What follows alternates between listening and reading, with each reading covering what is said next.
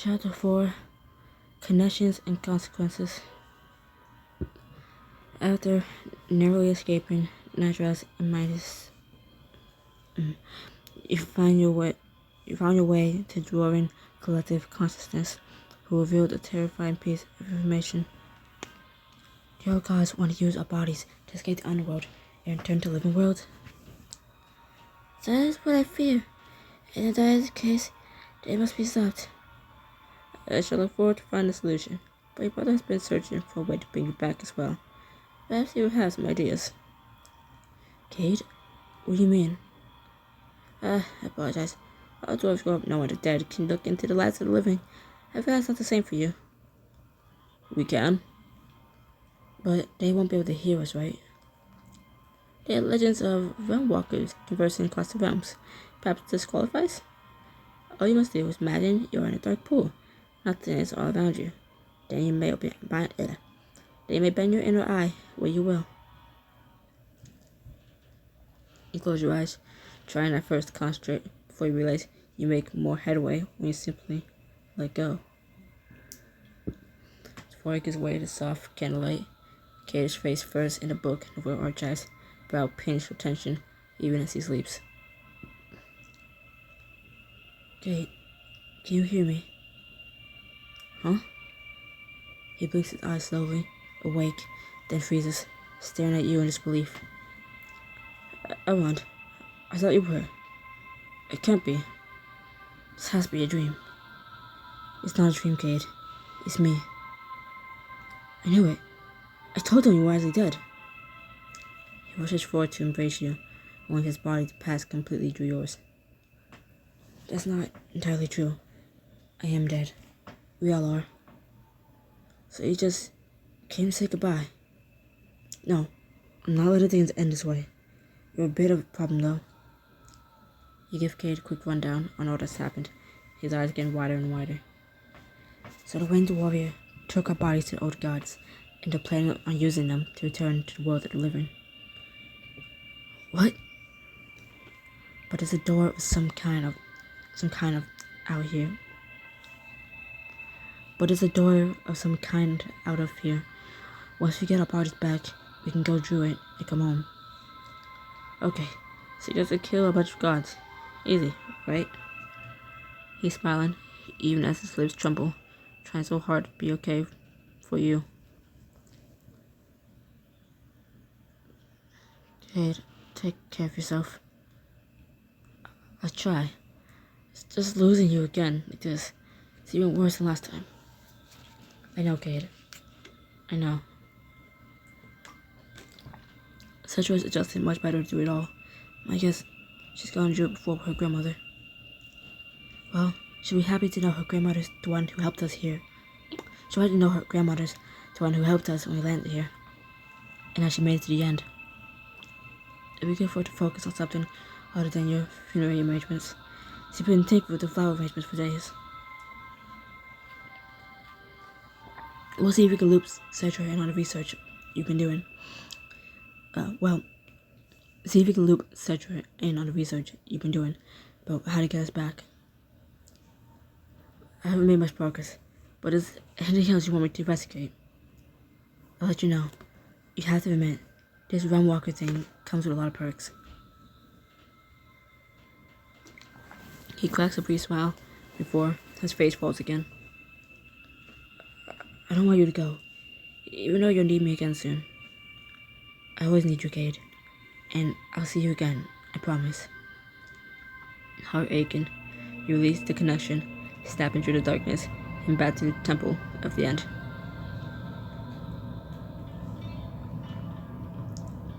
Where you find most of your party watching you. Cade's doing alright, all things considered, and he's willing to do research for us. What did the rest of you learn? My sister and father seem well. So did my crew. Apart from having to deal with the typical noble squabbles, Mizar and Adrian are doing all they can to take care of our people. Everything is as usual with the goblins. It seems like the temple was making quite a big deal out of my death. You look over to find Mal quiet, his eyes still squeezed tightly shut. Is Mal okay? We both wanted to take on the children, and he was worried about Ren and Vivi. Hubris bumps Miles' chin with his head, but still, he doesn't stir.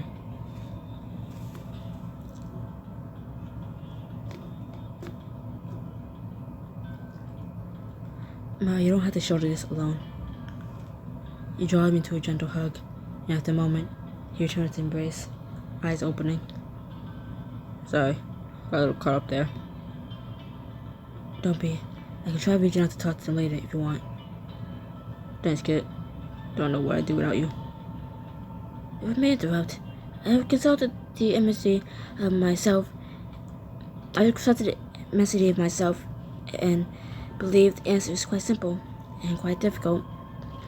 In order to keep the Ascendant from returning to life, you must do what they are attempting to do to you. You have to keep them apart from your bodies. You would have us fight the entire Phantom. And the whole city? Cannot even be killed. All of us are dead already, after all. We do not know. They can be defeated, delayed. For you, perhaps that is enough. Can you help us? Revenge bonfire is tempting, but to leave this place will put all things at risk. What do you mean? Can it hurt you? I cannot be hurt as you may understand it, but I didn't mean to touch the mic. But we can. The fight in the marketplace, we lost many souls before we could welcome them among us. Like the wilds, our city is a place between places. If it's always taken before they meet me, they may move beyond our reach. And if those two gods still searching for us, your people are still in danger. I'm so sorry. We'll leave as soon as we can. Our brethren need no encouragement to fight the Ascendant, and their sacrifice will be remembered. We have lost our homes to the Ascendant again and again. It was why we hid beneath the mountains. We won the fight by leaving the battlefield. But this time we shall not lose.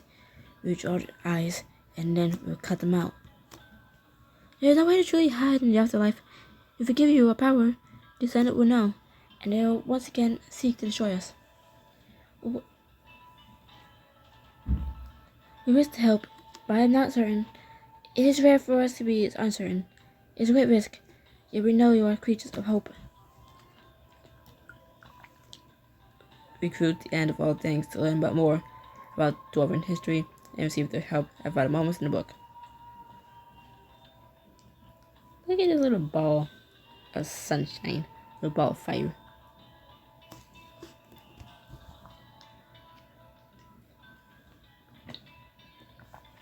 Oh, I didn't know I made a joke. I didn't know it's literally a sun. I just thought it looked like the sun and a ball of fire. So I said both. Wow. They fought the Ascendant for so long before. I just need to show them they wouldn't be doing it alone this time. If it's not too painful, could you tell us more about what happened? We only heard a little about the Ascendant, a little about how the Ascendant treated people. It is a needlessly bloody tale of egos and hubris on both sides. The cost was so high, too high. Their usually warm tone goes far away, like horizon swelled by the rising desert night. What do you mean by egos and hubris? I suppose all leaders have egos, but is it hubris to try to defend yourself? It's a funny word, defend. Folded into it is the nation of innocence, unprovoked. We believed we were innocent.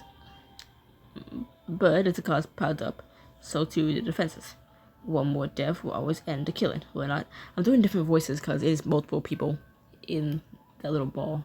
So, you know, I'm trying to mix it up. But I want to stick to the voice I was just doing because I found it funny, I liked it, and I want an excuse to use it. Such is the nature of war. It doesn't matter that they had struck first. Had we not been so stubborn, many lives would have been saved. Surely there must have been others who felt wronged by the Ascendant, people you could not ally with. You must understand, we did not know of the orcs or the goblins. which will be two civilizations at the edge of existence. And those among the descendant who were sympathetic to our cause suffered far worse than we did. That is how my people came to be. But would you have allied with them had you known about them? It is possible. Perhaps they would have reminded us that there was a land outside this one, that we could outlast them. We thought we faced a miracle when he ascended and diminished it from this earth, but then their service appeared. The Temple of Light. Yes, urban soldiers and enslaved humans marched into our desert to end our resistance. They blamed us for the loss of their gods. At the first skirmishes, there was a great debate. A retreat seemed like a defeat beyond all defeats, but in us there offered his cunning plan. The end seems to grow with pride for a moment, pulsing. He showed us the beauty in the darkness, what we could achieve if we chose safety over victory. He sank a century beneath the desert, and an oasis was born anew. I'm glad you found safety, even if I wish you hadn't been forced to in the first place. And we're grateful that you and your people fought against the Ash Emperors alongside us. There is some risk worth taking. But as we said, there is nowhere to hide here, so we must be cautious. Thankfully, the Descendant's power remains limited here. I'm afraid the influence is not as confined as you would hope. That's putting it a bit mildly, don't you think, Elf Boy? What do you mean?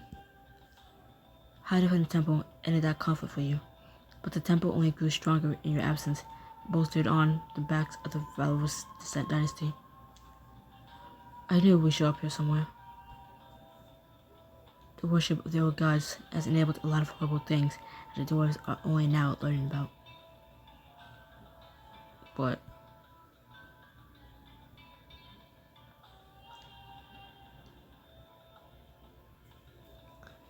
my family has claimed close ties to the temple and light ever since we united the various states of Maryland under the one banner. And when my father claims he didn't know the cruelties the temple was inflicting, I expect it was more that he was simply willing to turn a blind eye. There's little the powerful won't do in order to maintain their power. Ireland might not have an heir anymore, but I don't think the nobles who would take over are any different. They aren't. Well, since you spoke up, the temple decided the best way to cleanse a powerful artifact was to sacrifice a bunch of humans they deemed unworthy. No surprise that it was the poor who were going to be the ones to force pay the price. The plan was engineered by the temple's high priest, Solomon. We barely managed to stop him.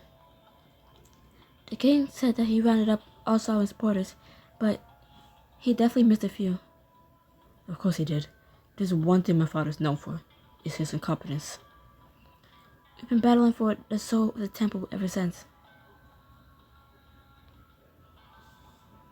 I'm certain you've heard whispers of the modern elves, but I can tell you that they have made themselves in the old god's image. They refuse any responsibility for the damage they have done for thousands of years, claiming the divine right to do what they please. Sounds familiar, though humans are at least short-lived. Even when the Ash Emperors threatened the world, we had to really press them to get their help. Not to mention how they never acknowledged the whole enslaving humans thing. We're also bad, yeah, but we don't take your stuff.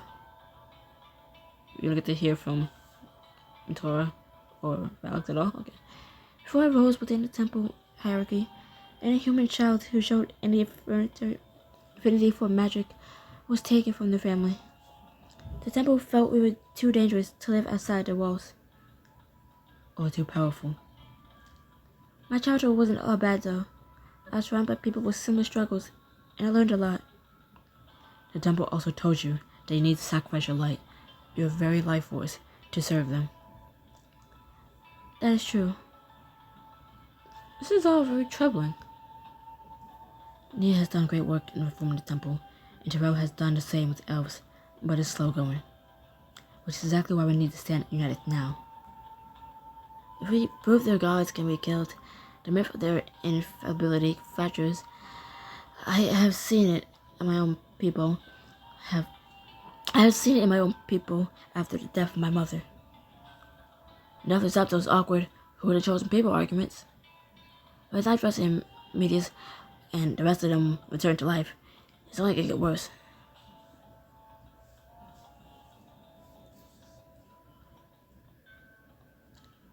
Please help us, please, for your future. We can't know what's to come, based on what's happened in the past. We all know the world will change for the worse if we don't stop the old gods. I do not wish to watch us meet our ends again and again. Not that we have seen what the ascendants consider mercy and what they consider punishment. They're too similar for our liking. Then you'll help us? We will. The ascendant must be stopped, and it would not be fair for us to ask that of you without offering our assistance. The end of all things harms impulses.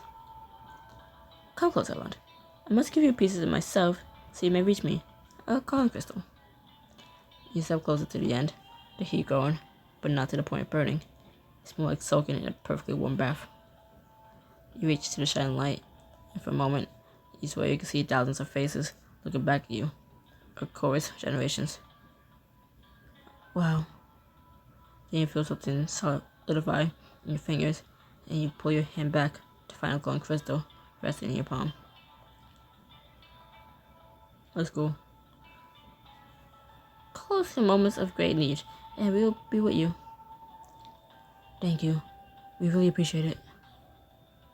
Now, come, I want dear friends. We must away. The warmth of the consciousness leads you to a dock further down the river from where you arrived.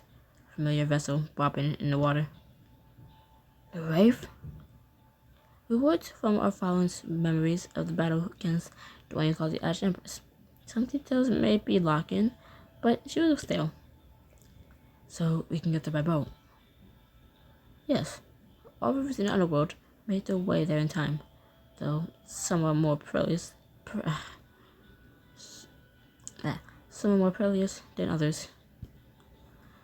There are, how should I put it, more vertical. Not my ship can handle. Before we go, is there anything else you can tell us about the old gods? All I know about their city. If I was chosen beside close to the palace, while the rest of her more unworthy worshippers lay beneath, as it was above, so it is below. Much as they may deny it, many dwell in the darkness in the city of Moss, though they would never call it that. They still prefer a city of light. The other empire's capital, Fallon, also had that title before it fell in the Great War. Yes, Fallon was modeled on a house, or at least the elves have remembered dreams of it. It's why you call the Ash Empress, because they are children now. She would weep. What? I know she has done great wrongs in your time, but she was a friend to the dwarves once, and we honor her. You recall the scroll Elder Radimir gave Tyrell to show him the truth about the old gods, the letter from Nefara. She stayed in Zeradon, didn't she? When she fled Nefara. She did. We promised to protect her. But when the High Queen said she would destroy us, your Empress returned to her. She knew it would be her undoing, and yet she did it. I never knew this. I'm sorry, Alex. I should have told you. No, I may not have believed it back then. I'm still not sure I believe it. It doesn't even sound like her. Every person is like a gem. Multifaceted, yet parts lose their luster over the years when they are not polished. You keep referring to her as the one who we call Ash Empress. Does that mean you not know her name? Does that mean you know her true name? Hello? Does that mean you know her true name? Aside from the Mother of Grey, we mean. It wasn't important, but I would really like to know. It is strange, but I do not remember. But you were there, weren't you? You spoke to her. We were, and we did. We knew once, I think, but no longer. Do you know Alex? No, she was just my mother. And given my experience with royalty, I imagine no one else called her anything other than Empress. There was a time when all her children, all the elves, sang her name in praise. It is lost to me.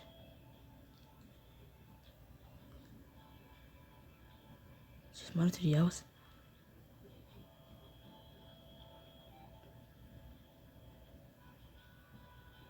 The Watcher didn't mention that.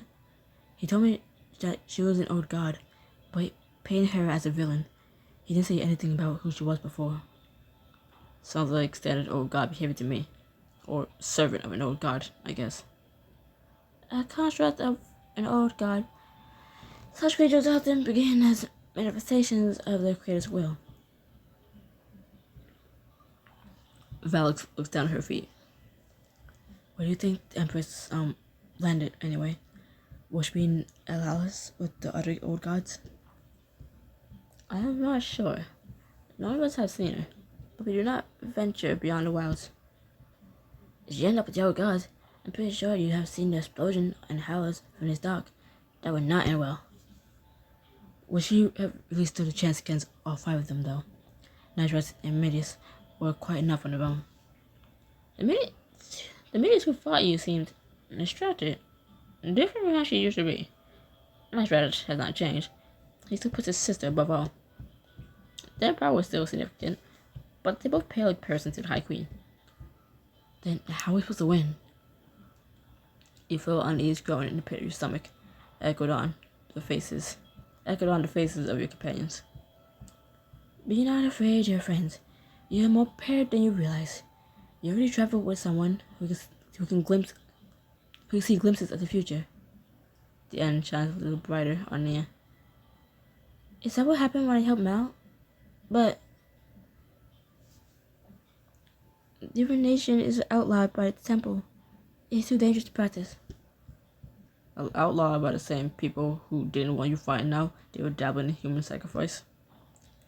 That is a fair point. There are so many of the temple's teachings I am outlearning. But if it will be useful, then I want to get better at it. It already helps save one of our lives, Nia. So I say go for it. Perhaps you could help me, Armand. I always found I learn better by teaching. And having 2 people who can see the future is better than 1. He is offering to teach you the lead skill. Divination is a powerful skill that helps you on your adventure, giving you glimpses of what is to come. It's your only chance to learn to the skills, so choose carefully.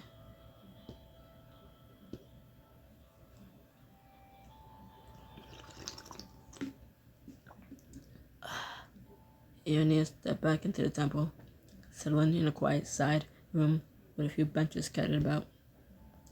So, seeing the future, how do we start? Honestly, we were only ever told to not start. Well, it didn't seem like you would need any help earlier today when you saw Nitrax attacking Mal. So how about we start there? What were you feeling? I was scared. So scared I was gonna lose everyone. She blushes. I was angry at them for attacking us, and the fact we were even down here in the first place. And myself for not being able to do more to protect everyone. Nia, it's okay to be upset, even with yourself, but don't hold on to that blame. That was out of your control. But it sounds like you had a lot going on through your head. I did, but I also felt more focused than I have in a long time. Nia bites her lip, thinking. There's a moment where I told myself that if we only lost some memories, it might be alright. We'd be together after all. That brought me a sense of peace. It reminded me of when I used to meditate with Cade.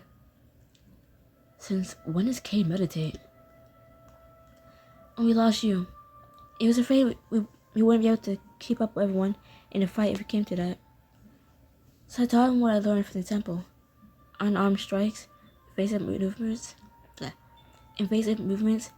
things even someone as small as me can do. And meditation was one of those things. Yes, I think it helped us feel more control of an out-of-control situation. Do you think you can find that sense of serenity again? In the middle of a battle, I don't... Let's just start with this room, okay? I hold my hands behind my back, and I'll count some numbers on them. You tell me what number's coming next. She looks a little nervous, but nods and closes her eyes. You begin to count on your fingers. 1, 2, 3. Come on, everyone. I could have guessed that. Hey, you didn't know I was going to start with 1. You only knew the right answer because you saw it. But if you want more of a challenge,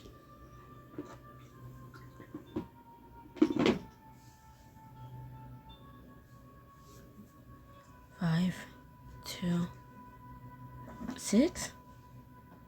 Damn, Nia. I was really trying to trip you up there. Well, it seems like I'm getting the hang of it. This. Which means it's your turn. She puts her hands behind her back this time. Close your eyes and empty your mind of distractions and worries. Things that upset you, that have hurt you. That will be a miracle. But I'll give it a go. Closing your eyes. Try to let everything fall away. The way you do when you're around walking. When a thought enters your mind, think of it as a bubble, light and airy. A gentle breeze, enough to send it up and away. Then, exhale. Your mind wanders back to the end of all things, to what I told you. Rather than dwell on it, you let out a breath, and it slips from your mind. Okay, I think I'm ready. Tell me what numbers I'm going to count. You let your thoughts focus purely on Nia, on her hands. As soon as you can see them in your head, her fingers moving. 9, 7, 1, 4. Very good. Yeah, that's incredible. I can literally see what you were doing. Fuck you. I can literally see what you were going to do in my head. But his numbers is one thing, though. When I did this earlier, I saw a whole moment in its entirety. Maybe if we concentrate on a person or location, that will help. That's what I do with your hands. Let's do it.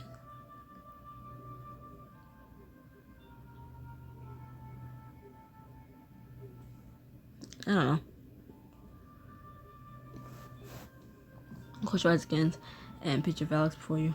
Skin like purple marble, raw strength, and surprisingly soft eyes. She appears before you in what looks like... Fuck you. She appears before you in what looks oddly like the Shadow Realm. Those same eyes, wide pained. No, it can't be. You gasp as you come back to yourself. Everyone, what happened? What did you see? Hold on. I'm trying to clip my mic back on. I saw Valix, and it looked like she was in the Shadow Realm, but that's not possible. Nia, what if we don't want these things to come to pass? I'm not sure, Around. The temple didn't say anything about this. Just that it was dangerous. We saved Mal from Nitrax earlier, so there must be some things that we can change, even if they're small. Maybe. The future of the whole can be changed. Just look at all the crazy ways we save the world. There's no way that's how things were supposed to happen.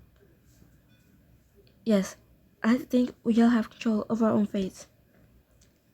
But since we don't know when that vision will come to pass, we'll just have to look out for the signs of it. That way we can stop it from happening. Should we tell everyone what we saw? Or would that make it come to pass? I think I'm starting to see why the temple banned divination. It certainly comes with a lot of complications, and a temple enough like those. Let's be cautious for now. Maybe we'll have a better sense of how this works once We've done it a few more times. Yeah, thank you for teaching me. Thank you for letting me. It helped me too, after all.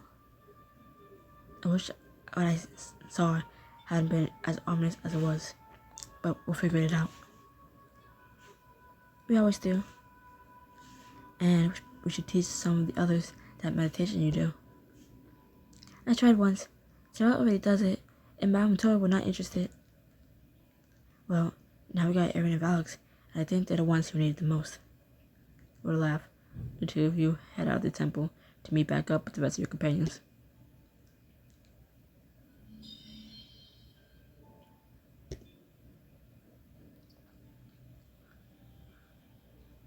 You board him towards new raft and set out down the river. The only sound the noise of the water lapping the hull until Mtora speaks up. How many dwarven souls do you think Nitras and Medius have taken by now? Too many.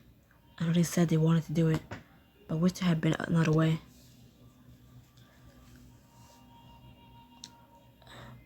We'll make sure the sacrifice isn't wasted. Take a deep breath. Try not to let Nia's words soothe you, only for a sharp pain to shoot through your mind. You? Microphone going back to my hair. Because I keep touching it on my shirt. Okay. You clutch your head as the sound of broken wood and unearthly steel fills it, your vision blurring for a moment as a menacing figure advances. You blink and he's gone, and you look around toward the rest of your friends. They're coming.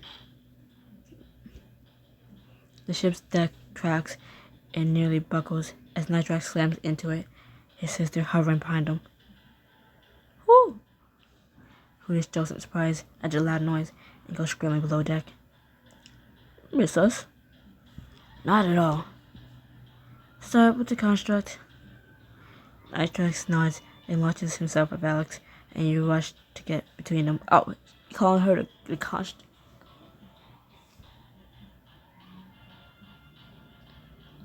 Because she's not flesh. Good. Contrast. Wow. Okay.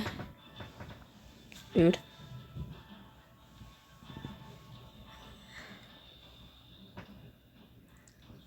He's a big guy. You gotta push him.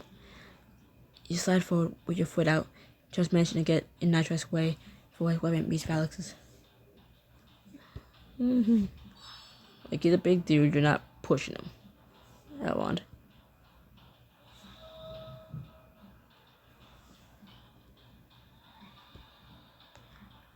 I'm gonna do this carefully this time. Illusion, fade through things, stone shape, make barriers and stuff. Okay, third category, don't select anything. Diplomacy, guide, dominate. You know what?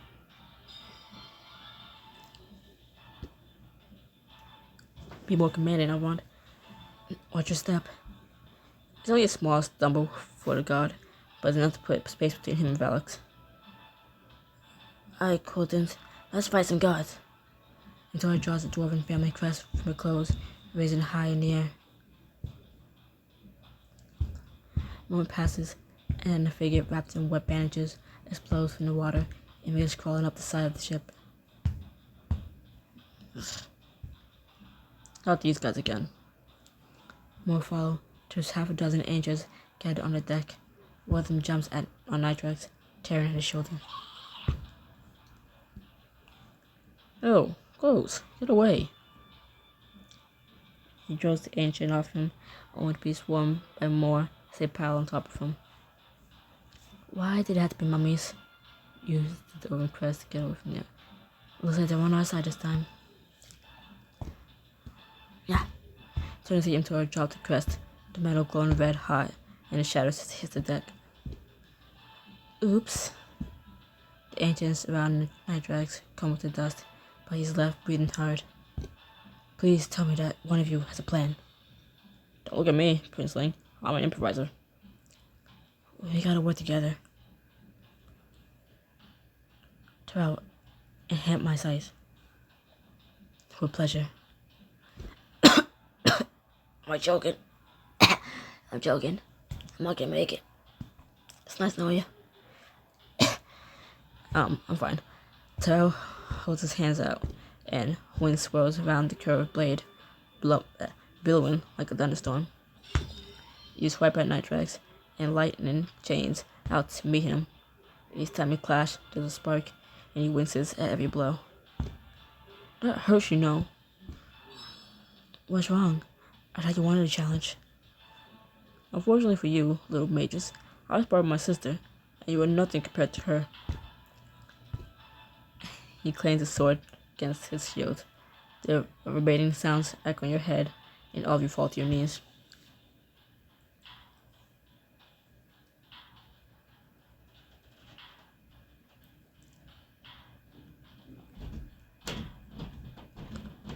Your head pounds as you begin to climb the rigging, cutting out the ropes supporting one of the sails as you go. I can hardly think straight. You slash wildly, overwhelmed by the noise, while the sail comes free, so is the rope supporting you. Sail crashes down onto Nitrax, sending his shield sliding across the deck and over the slide. Then you smash into the solid wood of the deck.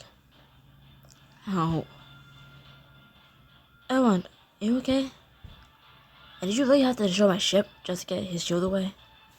The door helps you up, shows as Nitrax cuts himself free of the massive sail, looking annoyed. Oh, come on. You really gonna make me summon another one? Don't worry, brother. All is fixable. Her brow furrows as she raises her arms.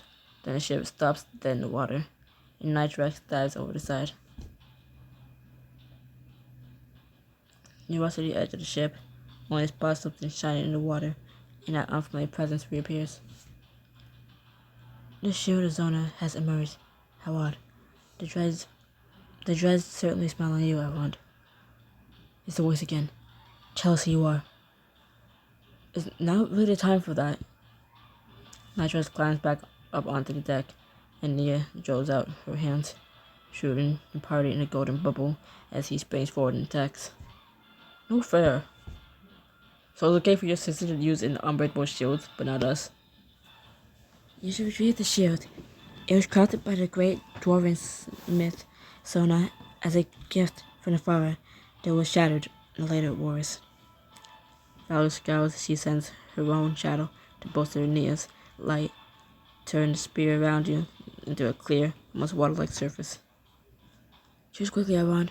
We can't hold this for long. If you retrieve Zona's shield, you will stand a chance against the twins. The shield is a legendary weapon. Collect it to get a leg up against the twins and gain some extra XP. You also be able to replace your regular shield weapon with it. Collect all the legendary weapons to enhance your fighting skills. Yeah. Ooh. Why did it kind of give Legends of Zelda vibes?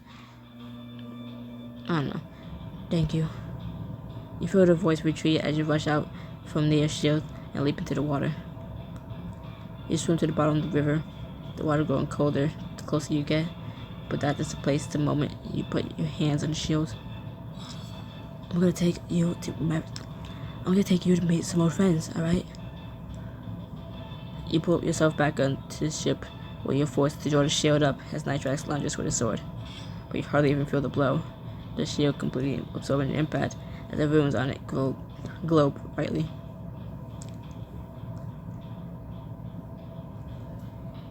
Pretty neat, huh? I want one. No, it's mine.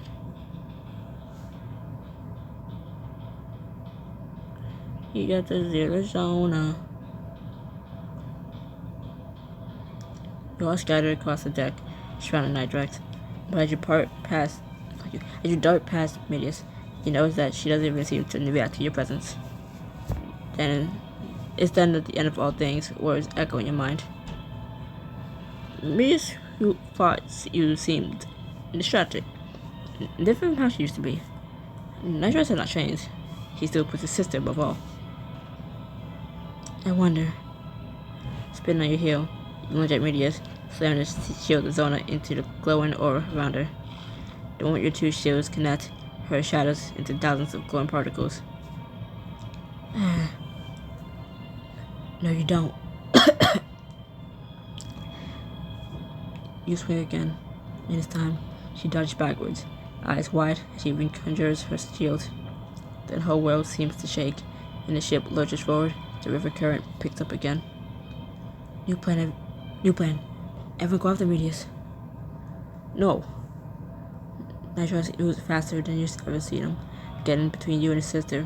All playfulness gone.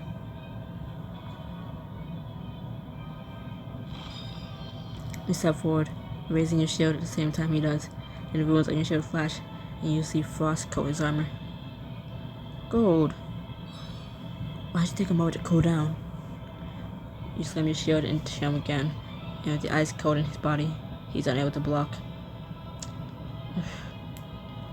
Nia and Valix hurl magic at her shields, while Tyrell and Aaron strike against it. Yet Medius once again doesn't even seem to notice. This still isn't working. Every magic has a weakness. The gods are no exception. Then find it. We have to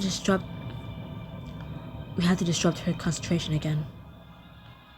And how exactly do we do that? You force yourself to pause and find that place of serenity you explored with Nia earlier. Your vision shifts. While you're still standing on the deck of the ship, Troll has his hands raised in the air, magic building between them. No. A bolt of lightning strikes the very top of her magical shield, piercing straight through it. In that blinding flash of light, you're shunted back to the present. I know what we have to do. Tyrell, strike the top of her shield with everything you have. Lightning gathers in Tyrell's hands, sparkling and deadly. Then he sends it crashing into the very top of her shield. No. Her shield shatters apart, and her feet hit the ground as the world shakes again, making her stumble back. I hear you don't like loud noises. Clap your hands together right in her face, and in a bit of magic, the sound echoes like thunderous applause. She writhes in pain as you do it again and again, covering her ears with her hands. Let us go, and I'll stop. Get away from her. Nice Red reaches for you, but Mal dashes forward to meet him, spinning his spectacled daggers in his hands. You and me, big boy. I continue to like you, human, but this is not the time. Wait till you meet me. Val springs at him, spectacled glaive shrouded in shadow. Mace's hand begins glowing magic, but it stops when you take another swing at her. I'm the one you should be worried about. Her lips curl in a furious sneer. She materializes a needle-thin blade and slices it across your cheek. Fine. If you want death, I will show you death. With a snap of her fingers, you feel your limbs calcifying, freezing you in pace. No one's dying today. Erin cuts a group of barrels loose, sending them rolling across the deck right at Medius. She freezes them in place too, but the Mentora smashes into her, cutting through her robes. Except maybe you. Never managed to injure her, but the distraction is enough to return just a little movement to your body.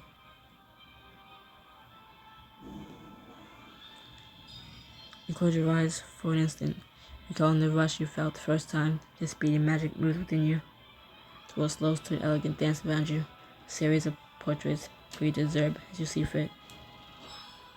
I have to end this, here and now. You charge straight at Medius, using your speed to tackle her off the ship, and you both careen off the deck and into the water. I can't. Medius gasps as you both hit the water, and it's like the whole world falls out beneath you. You come to slowly on a rocky shore, surrounded by an equally disoriented party. Well, looks like we made it out of the Dwarven afterlife. Where's my ship? I missed my ship. Oh, wait. There it is. He just nudges your side, and you wrap a confident arm around him, running your fingers through his feathers. It's okay, little guy. We're safe. You raise your eyes, you find a wraith floating in front of you. But you find a raft floating in front of you, but then you notice all the people. Humans, orcs, elves, dwarves, ashen, and even grapptors all wander within the river's waters, their eyes distant and glassy. Where are we? You notice your party look left and right, but then you realize Mal is just staring at one of the figures, still odd. Mom? Anyway. Bye-bye.